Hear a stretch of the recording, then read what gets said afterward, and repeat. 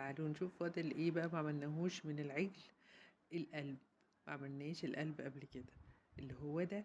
القلوب لوحدها بتبقى طعمها حلو جدا. اللي بتعمل لان هي بيبقى سواها واحد، يعني بحب أبقى عشان القطع مع بعضها بقطعها شرايح. ما بحطش جنبها لا كبد ولا كلاوي ولا اي حاجة، عشان هي ايه لوحدها كده بيبقى لها طعم مميز، يعجبكم جدا. هنقطعها شرايح.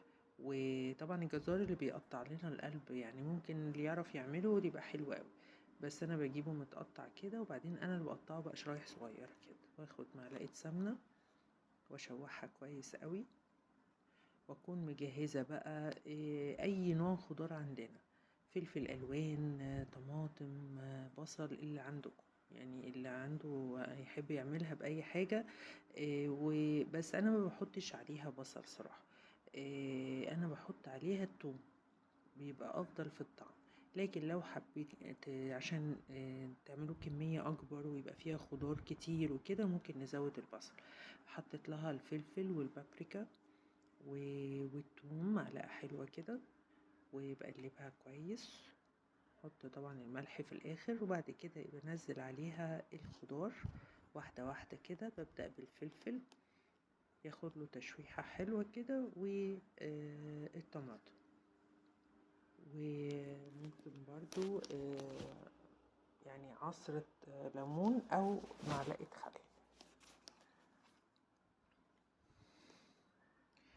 هنكون مجهزين لها، اللي حابب يعملها مع رز او اللي حابب يحطها سندوتشات. هي افضل صراحة السندوتشات. انا بس ساعات بعملها بالفينو وبالبلدي، والمرة دي جربتها بالعيش الصاج او العيش السوري، يعني زي ما هو مشهور. بجيبه بنفرده كده، بناخد الرقين على بعض علشان ما يفكش ويستحمل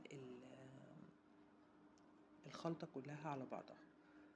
بس هنحطها في النص ونقفلها من كل الجوانب، وممكن نزود عليها كمان جبنة موتزاريلا او اي نوع جبن عندنا، هيديها طعم حلو ويمسك الحشو اللي جوه، بحيث واحنا بعد كده الساندوتش بناكله ما تقعش منه اي حاجة.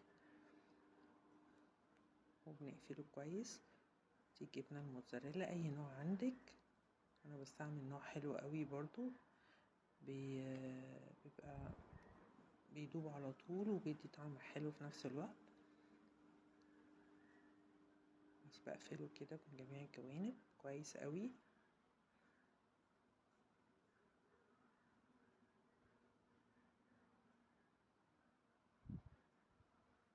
وباخده بقى ايه، اديله سنة تشويحة كده في الطاسة.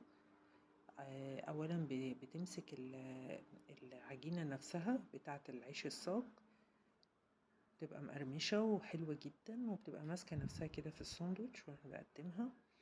انا عملت كمان معاها ممبار، حطيته زي طبق جانبي كده مع المخلل. وممكن كمان كنت عامله لكم قبل كده الجبنه الحلوم الملفوفه في العيش الصاج. كل الحاجات دي مع بقى طبعا فلفل الحراق وكده، بيبقى وجبه غذائيه جميله جدا، وبألف هنا. وجربوها وقولوا لي رأيكم ايه. نشوفكم على خير.